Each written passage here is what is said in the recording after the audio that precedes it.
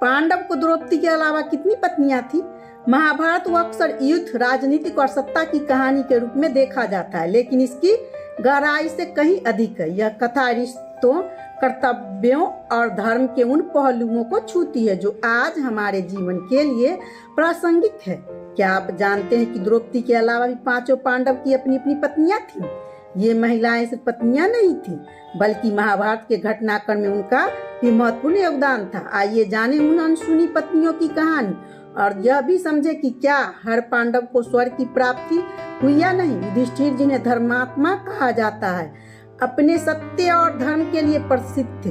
द्रौपदी के अलावा उन्हें देविका से विवाह किया, जो सैबी देश के राजा गोवंश की पुत्री थी। देविका ने उन्हें एक पुत्र हुआ जिसका नाम योदा था। योदा भी एक पराक्रमी योद्धा बना और युधिष्ठिर की धर्मयंता को आगे बढ़ाया। भीम अपनी अपार शक्ति और पराक्रम के लिए जाने जाते हैं। उन्हें हिंडवा नामक राक्षसनी से विवाह किया, जिसने मानव बनने का प्रण लिया था।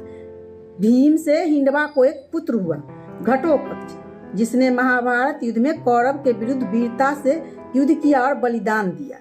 इसके अलावा भीम ने बलंधर काशी नरेश की पुत्री से विवाह किया, जिनसे उन्हें स्वर्गराहिक नामक पुत्र प्राप्त हुआ। अर्जुन का विवाह कई विशिष्ट महिलाओं से हुआ। सबसे पहले उन्होंने द्रौपदी को स्वयंवर में जीतकर विवाह किया। इसके बाद उन्होंने भगवान श्री कृष्ण और बलराम की बहन सुभद्रा से विवाह किया, जिससे उन्हें अभिमन्यु नामक पुत्र हुआ। अभिमन्यु महाभारत युद्ध के युवा नायक बने। अर्जुन ने चित्रागंधा मणिपुर की राजकुमारी से भी विवाह किया, जिनसे उन्हें बबुवाहक हुआ। एक और विवाह अर्जुन ने लूसी नामक नाग कन्या से किया, जिनसे उन्हें इवरात नामक पुत्र प्राप्त हुआ। इवरात ने भी युद्ध में महत्वपूर्ण भूमिका निभाई।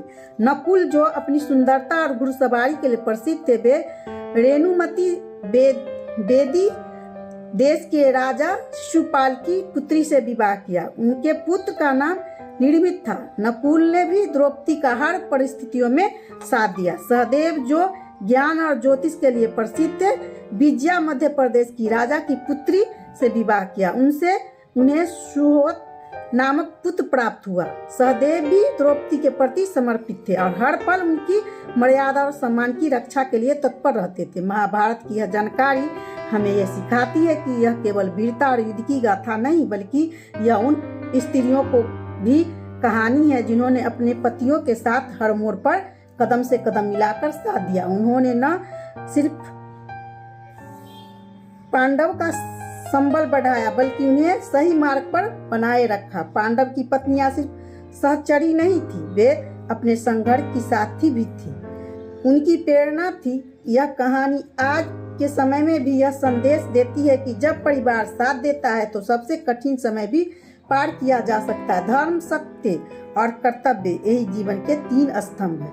इन्हें अपनाकर हम अपने जीवन को भी एक बेहतर दिशा दे सकते हैं। अगर आपको यह कहानी प्रेरणादायक लगी हो तो इसे लाइक करें और अपने दोस्तों और परिवार के साथ शेयर करें और हमारे चैनल को सब्सक्राइब करना ना भूलें, ताकि आप और भी ऐसी अद्भुत कहानी सुन सके। याद रखिए, जीवन एक रणभूमि है, लेकिन यदि हम अपने धर्म और कर्तव्य को न भूलें तो हम इसे स्वर्ग में बदल सकते हैं। धन्यवाद।